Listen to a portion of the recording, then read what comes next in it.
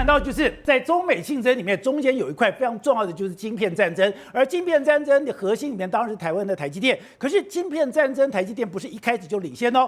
之前张忠谋曾经讲过，三星是一个700磅的大猩猩。之前三星从晶圆制造在记忆体上面，把台湾曾经压得喘不过气来，连台积电都有感到威胁。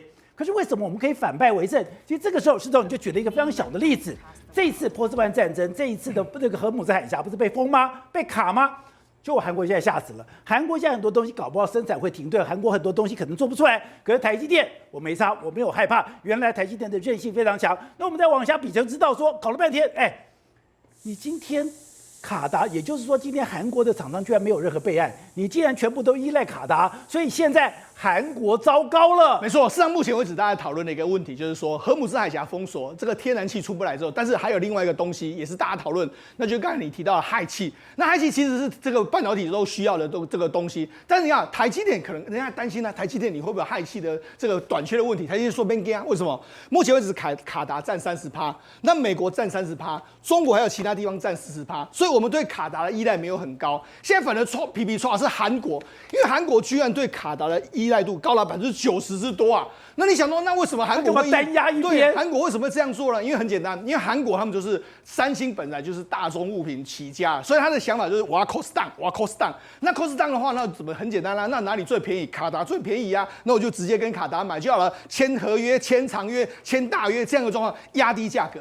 但是台积电不一样，台积电想法说，我不是要这个。cost down， 我是要确保客户的出货能够完全的能够出货，所以台积电的惯性都是这样，他会找很多的这个供应链，只要有第一供应链，他会扶持第二供应链。所以为什么我们不是一直在讲吗？为什么他会扶持台湾厂商？就是他要有一个第二供应链，甚至第三供应链，而且他最信任的。对，那一样啊，所以他有卡达、有美国、有中国其他地方，所以就 OK。而且台积电很早就知道，你看当时俄乌战争，我们在俄乌战争的时候，当时有一个气体叫氩气。也是缺货，所以台积电那时候就发现到不对哦。如果万一再发生战争的话，可能很多东西不只是我们要的这个石油天然气，很多气体也可能短缺哦。所以你看，他这个俄乌战争的时候，他就找台湾的本土的气体厂商，像这个联华、林德等等，他就说你们要在台湾建立氖气等等的相关的自主供应链哦，目标是3到5年要完成这个本土化哦。所以其实我们讲了设备，对不对？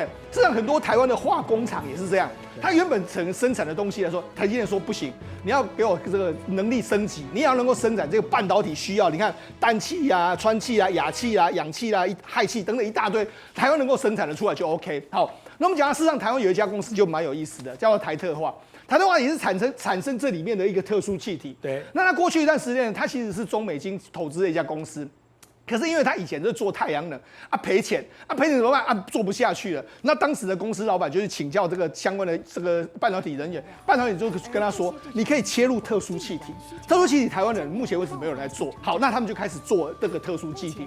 可问题是特殊气体，宝姐你有那么难好做？当然很难做，而且没有人要用。你知道他们当初说什么？他们当初是这个卖这个说这好像瓦斯一样，一桶一桶的卖，就说你要今天台积电你要跟一烫一拎刀，以前是这样子啊，因为没有人要用啊。但是因为慢慢的时候，台积电觉得说，你的气体还蛮好用的啊，他就慢慢开始采用你的这个特殊的气体，所以台车化才慢慢就这样站稳了脚垫。我跟他讲，所以我们本来以为说，今天台积电可以成功，不是说你自己的晶片生产的好，你的技术非常好，是你的周边的厂商，你这包括气体公司，你任何一个单位，对我都要把你调教到最高的程度，而且跟我搭配的非常好，这才是它的竞争力。它的竞争是这样说，它现在因为现在台积电够大，所以它现在可以反向过来要什么？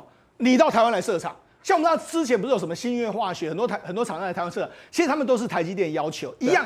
美国可以要求台积电去，台积电也可以要求你来嘛。譬如说你要做我的生意，就要到我旁边。发商的这个亚东工业气体，他就来台湾来啦，对不对？爱斯摩为什么要台湾？事实上，某些程度也是因为你够强够大之后，那些国际厂也会被你吸引来，你也要来这边设厂。所以说，这其实都是这个相辅相成。那你从这些小故事，你就知道说台积电为什么的竞争能力那么强。好，那我们今天再跟大家讲一些这个台积电的供应链的这个故事。我们今天跟大家讲2个公司。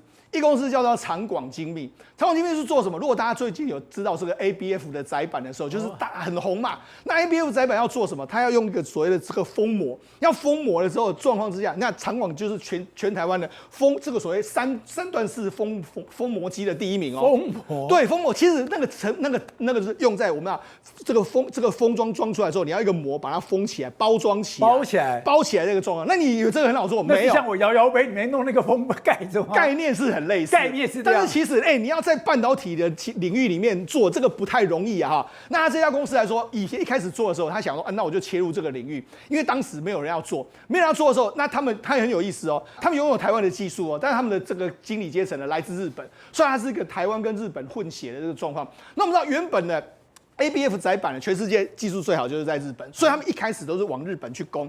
那你知道日本人很龟毛，就是不愿意嘛，所以他们就等了老半天都没有任何的订单了。后来台湾人开始用之后，日本厂商觉得你好像蛮好用的，就反过来跟你用。所以它现在整个市占率在台湾的这个 ABF 的这个机台里面，大概市占率是80%，有相当高的这个进入门槛。这存在，所以你说看起来很简单的东西，但台湾现在有办法帮你做到极致。你昨天才说台湾才是有那个职人精神，一个这么简单的封膜，对，我可以做到别人都做不来的东西。对，然后我再跟他讲一个也很有意思的，叫景美公司。这家公司，它叫景美，不是真的就是我们的这个台北那个景美这2个字哦。那它公司在宜兰。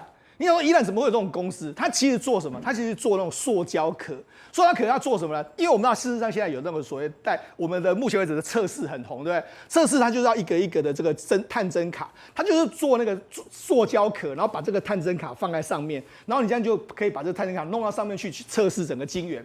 那你想到它原本一开始的时候，这个进入门槛其实都不高，但是问题是进入现在 AI 的领域里面来说的话，那个探针都是很贵，那你那个壳、那个膜还有周边的那个壳都要变得非常贵，所以他等于是跟他们，他就说，我就开发这种东西，对，那就你看现在你要什么我开发什么，对，我就开发这种东西。那你知道以前的探针卡根本没有人要，这个成本很低，但是问题是现在一个探针，你看他们现在测试的是 AI 晶片，以前我们测试一个什么手机晶片，那了不起，那颗晶片就20块美金。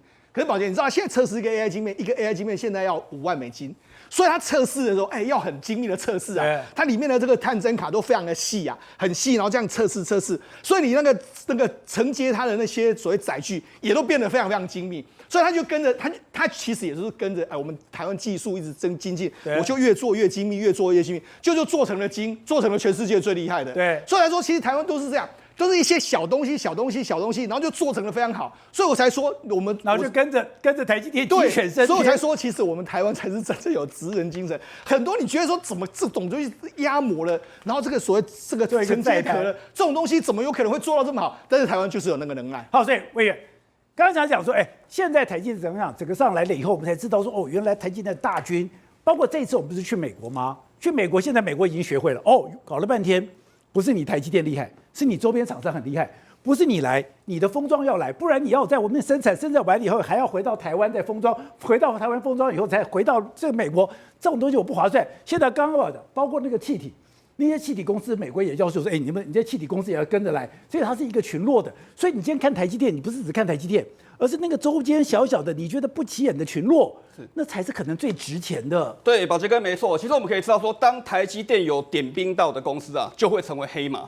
除了黑马以外，它股价还会变成脱缰野马。哇，这股价全部都出现一个狂飙的动作。我举一个例子啊，其实刚刚思聪哥有讲到所谓的一个探针啊测试的部分，其实日本有一家大厂叫做爱德万测试 （Advantest） 其实它这个股价非常非常惊人，这10年以来。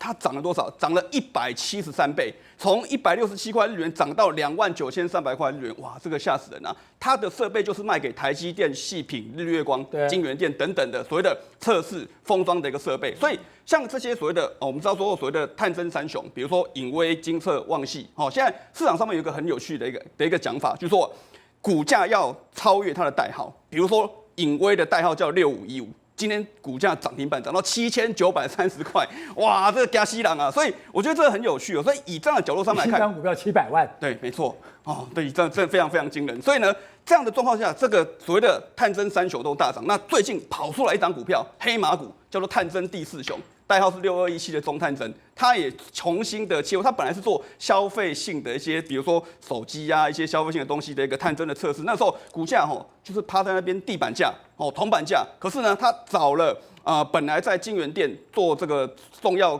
重要位阶的人回来当总经理，股价现阶段进入到先进的封装，从50几块涨到200块，今天盘中还一度涨停板，这个非常非常惊人，进入到微米的一个时代。所以除了这个以外，我们刚才讲到爱德万测试，全球3大厂，一家叫爱德万，一家叫所谓的泰瑞达，第3家就是所谓的一个7769这个宏进。那其实我们这样子去看的话，我们先从最大的所谓的这个爱德万去看，它的一个主要台湾最重要唯一的工程的协力厂商叫做7810的捷创科技。好，这家公司特别在哪里？其实爱德万的，因为我们知道爱德万公司在日本，台积电像它进设备，你要搬运。